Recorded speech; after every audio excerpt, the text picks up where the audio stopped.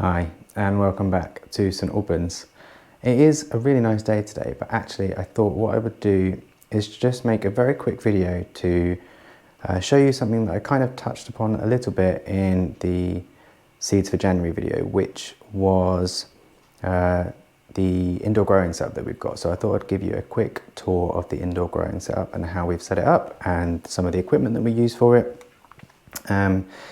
But before I take you upstairs into my office to show you, I just want to give you a quick warning that there is some flickering and it might not be completely suitable for people that are photosensitive or are sensitive to flickering or flashing images. I don't want to cause anybody any problems, so I just wanted to give you that heads up beforehand. I did try and shoot it at 120 frames per second, which did help a little bit, but I wasn't able to completely stop the flickering, especially with the close-ups of the lights and the plants.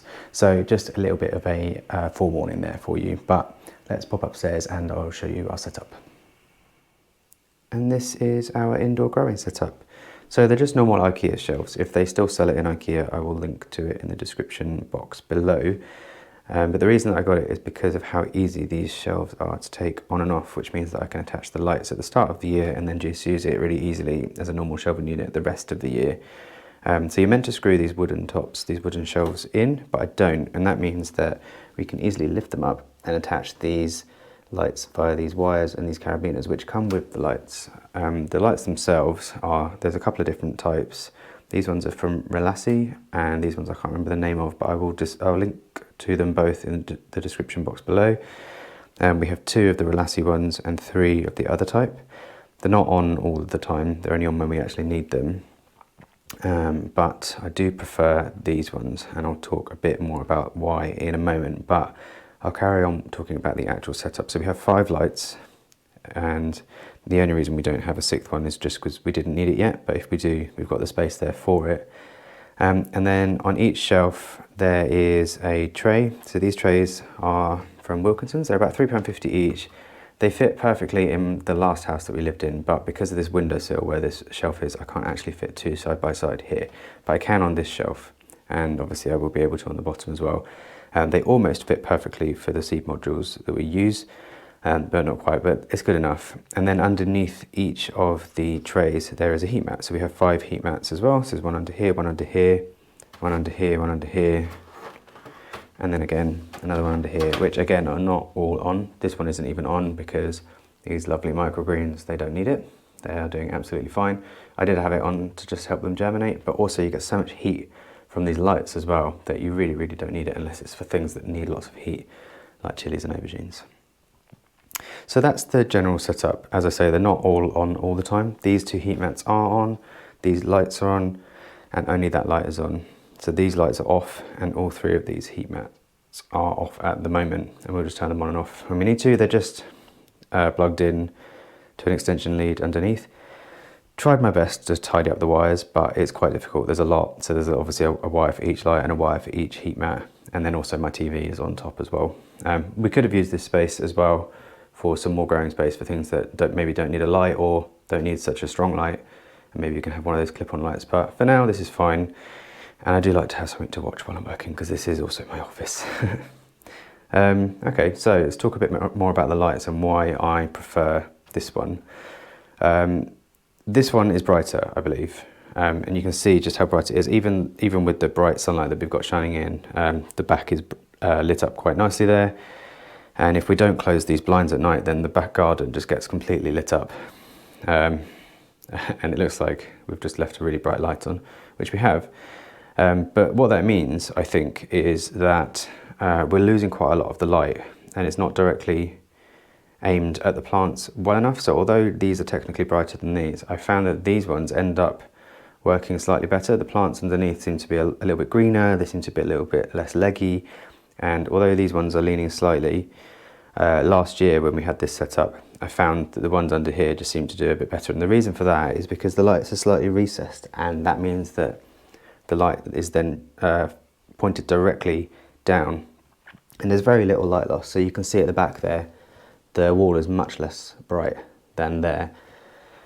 And I think that just generally means that the plants are getting more light directed at them, and they seem to be a bit happier. This is obviously still a good light, but if I had to buy another one, so if we needed to buy another one for down here, I would probably get another one of these and go with that. And also these ones have a really easy on-off switch as well, which is really nice, whereas not all of these ones do. I think maybe one of them does, but the rest I have to unplug them at the actual plug itself, which is a little bit frustrating. But they do give off a lot of heat, so combined with the heat maps, this whole area, if I put a temperature, if I put a thermometer here, it sometimes gets to about 25-30 degrees, which is brilliant for the chilies and stuff, which is why we've got some lovely aubergines that are this far ahead, and it's only like middle of January, just gone the middle of January. So yeah, they're pretty happy. And then the whole thing is then just on a home kit switch, which we already had. We didn't need to buy anything for that. We already had it for a different light. So that's just set on with a home kit schedule, and it just turns on really early in the morning, and then it turns off about 10 o'clock at night, because it's far too bright in here to leave it on all night anyway, even if we wanted to. The light shines under the door and it lights up the hallway, and it's because of these ones, not because of these ones. And we've only got 2 of those ones on at the moment as well, so when we've got the 3rd one on, it will be very bright in here. The good thing is these lights do really help when I'm on work calls, because the light in this room, even when the blind is down at night, is still really good thanks to these lights. I think also some of these lights under here are infrared, whereas they're not on this one, but I haven't seen a huge benefit in that yet at all. But you know, they're still really healthy under here, and I can shuffle stuff around as needed. And obviously these ones are slightly higher up as well, which means that when plants get too big for this, I can move them underneath these ones, and you get a little bit of extra room, which also means that it's easier then to have side by side as well. So if I had one of these on each, 2 of these on each shelf, they probably wouldn't fit quite as nicely, and there'd be a bit of a big overhang at the end. So it's not a bad combination. I do just prefer these ones overall. So moving on to what we're actually growing before wrapping up. This is meant to be rosemary, but nothing has germinated yet. It's only a few days old, so not so concerned. These are aubergine black beauty. These have done really well. These are from Frankie Seeds. As always, Frankie are extremely generous with their seeds. We got it from seedsofitaly.com, and you can see they're doing really well. So this one particularly is doing fantastically. These start to germinate just within a few days. I did these, I think, on the 3rd or the 6th of January. I'll put on the screen which one is the right one, which is the right date. But yeah, they came up really fast. The KNs from Sutton's are doing really badly. Well, not really badly. I've got 4 of them to germinate so far. But out of 10, it's a pretty poor germination rate so far. So I've got this one here, which is doing okay. It's got its true leaves forming, and then 3 smaller ones there. The aubergine and these 2 chilies, they were all sown at the same time. So the aubergines were racing ahead, and then these chilies are doing a bit better. These ones are from Thompson & Morgan. They're an F1 hybrid KN. I've got 1, 2, 3, 4, 5, 6, 7 of those come up so far. I only had 8 seeds in the packet, really stingy packet of seeds. So there's only 8 in here, so those 2 ones won't come up anyway. But still waiting for this one to show if it wants to. And then here we have some more chilies. These are Fresno chilies. These were a last minute decision to grow in January. This is also a whole packet, and I can't remember where we got them from, but I'll put those on the description box as well, because I couldn't find them many places, so I had to try a new seed supplier for those. But they're a really nice chili. They're kind of like jalapenos, but not quite the same, and they're really good for sauces. So far, actually, we've had 5 of those germinate, and these were sown later than these ones, so they're doing okay. I'm happier with this seed packet than I am with the Sutton seed packet so far.